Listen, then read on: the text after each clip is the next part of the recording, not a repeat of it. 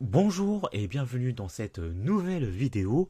Tout d'abord, je vous invite à vous abonner si ce n'est pas déjà fait, afin que vous puissiez recevoir les notifications concernant mes nouvelles vidéos à venir. Aujourd'hui, dans cette nouvelle vidéo, je vais vous présenter la différence entre une charge directe et une charge indirecte. Les charges directes et les charges indirectes sont des notions très importantes en comptabilité et gestion.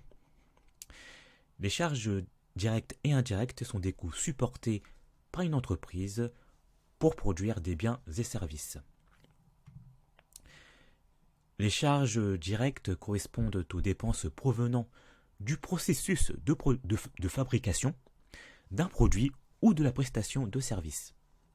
Il s'agit par exemple des matières premières et des charges de personnel, c'est-à-dire les salaires versés.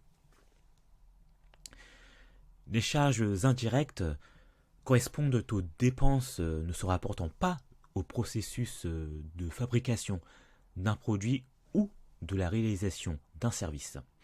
Il s'agit par exemple des frais généraux tels que le loyer, le téléphone, l'internet, l'assurance ou la publicité. Voici un exemple à titre d'illustration. Nous avons une boulangerie qui doit utiliser plusieurs matières premières afin de fabriquer du pain. Elle utilise les matières premières suivantes. Elle utilise la farine, le sel, l'eau et la levure. Il ne faut pas aussi oublier la main-d'œuvre qui constitue les charges de personnel. Ces différents éléments que je viens de vous énoncer constituent les charges directes, car ils font partie du processus de fabrication du pain.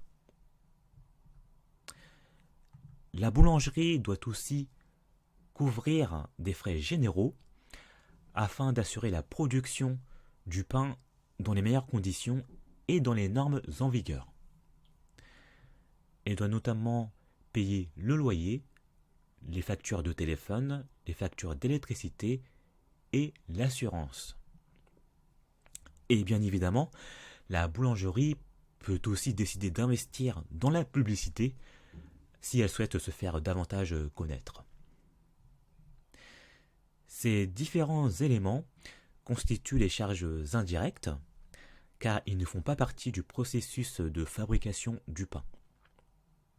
Mais ils sont nécessaires pour le bon fonctionnement de la boulangerie. Les charges indirectes peuvent aussi contenir, par exemple, les employés administratifs. Il peut s'agir, par exemple, des employés qui sont au service comptabilité, au service commercial ou au service marketing. En résumé, les charges directes sont des coûts qui peuvent être directement, qui sont même directement liés à un produit ou à un service, tels que les matières premières. Il peut s'agir par exemple de la farine, du bois, s'il y a une entreprise qui veut fabriquer des meubles, ou du papier par exemple. Ou il peut s'agir aussi comme charge indirecte, il peut aussi avoir les salaires des ouvriers qui fabriquent un produit. Les charges indirectes sont des coûts généraux qui ne peuvent pas être attribués directement à un produit tel que l'électricité, le loyer ou les salaires du personnel administratif. Il peut s'agir par exemple, comme je vous l'ai dit un instant, il peut s'agir par exemple des comptables ou du service marketing. Les charges directes sont faciles à identifier et à imputer à un produit spécifique. En revanche, les charges indirectes nécessitent une méthode de répartition pour être réparties entre les différents produits ou services de l'entreprise. Il est très important de comprendre cette différence entre les charges directes et les charges indirectes afin de calculer précisément le coût de production d'un produit ou service.